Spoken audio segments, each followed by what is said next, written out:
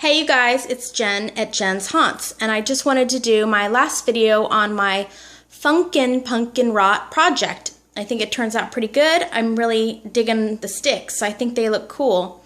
So I'm just going to go over real quick what I did. I have some pictures here that have already been downloaded.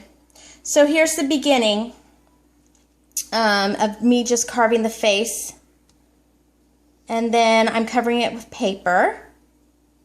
And you know, I'm taping that all off, and then here I'm creating the vine. And I paper mache'd over all of that. Then I cotton balled all over that.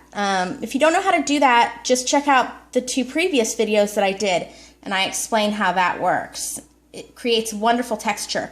And I like the end of the vine there. I really like the texture I got. So here it is drying. I decided to go just with paint. I've tried the driveway sealer and Monster Mud and Dry Lock. And mainly on my foam projects, I've always gotten bubbles or crackles. So it could be a foam issue. But I decided just to use good old paint that I found in the garage. So here was what it looked like before I put on the finishing touches, and there's the Funkin that I started with. As you can see, it's a lot wider, and it appears to be a lot taller because of the new vine. There's another picture of it. And I think that's it. Yeah. So what happened here with the glue gun is I just went around that vining that I created with the cotton balls, and I just extended it a bit going down with the glue gun. And then here's the twine, there you are, that I decided to use on the vine, and I brought it down and glue gunned a little circle, and then I used just the glue, the hot glue, to bring that down, which is pretty funny because I couldn't get it to drip right, so I used the lighter for the fireplace and it caught on fire. That was pretty funny. So I glue gunned all these sticks on here. I'll go over it again with some brown paint just to get rid of the little bit that you can see where my glue is. And I'll probably go over this one more time with a finer brush because you can see the gray base I did there. And then the yellow I need to do one more time inside to finish him off. One note about using a glue gun on a project like this is if you live in a hot state, your glue will get hot and melt, and my sticks could potentially fall off. So I'm going to go over this whole thing with a clear coat of paint, and I'm hoping to find shiny, which would work for me because I want the whole thing to kind of be wet and gross. And these are the paints I used. That Spice Pumpkin, I added a bunch of brown to it, that bittersweet chocolate. But these are soap and water cleanup.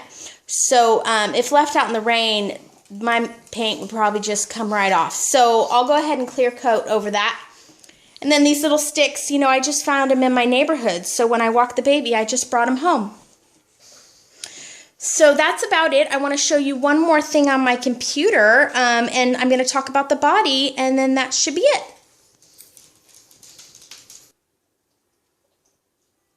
As you guys know, I'm going to build a large body for this. And my friend SK over at the Haunting Grounds brought to everyone's attention in his last video that this Spider Hill does these joints for the body.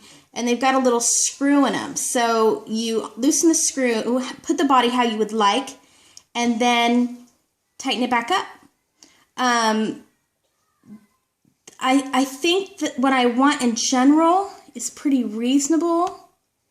It's just this set right here, and then I'll buy my own PVC, and I'll build a platform for him. I'll probably layer this with those pool noodles. I think that would work pretty good.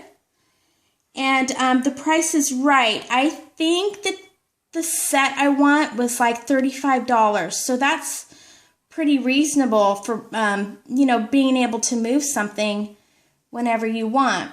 So I'll just give you a look at the back of this, and then I think that's it, you guys. All right, you guys, so here's just a look at the back. So, yeah, if you want to make this or any of my other projects, I've also done the Beloved, the Nevermore Tombstone, which is a huge sarcophagus, a 7-foot angel. They're all graveyard statuaries. And of course, my horse-drawn hearse, which everyone seems to enjoy. So that's it, you guys. Happy haunting this year. When I start the body, I will do more videos, and I'll also do this guy. I'll have to think of a clever face for him because this is the face I've always wanted to do and my inspiration. So we'll see what I come up with next. You guys have a great rest of your week.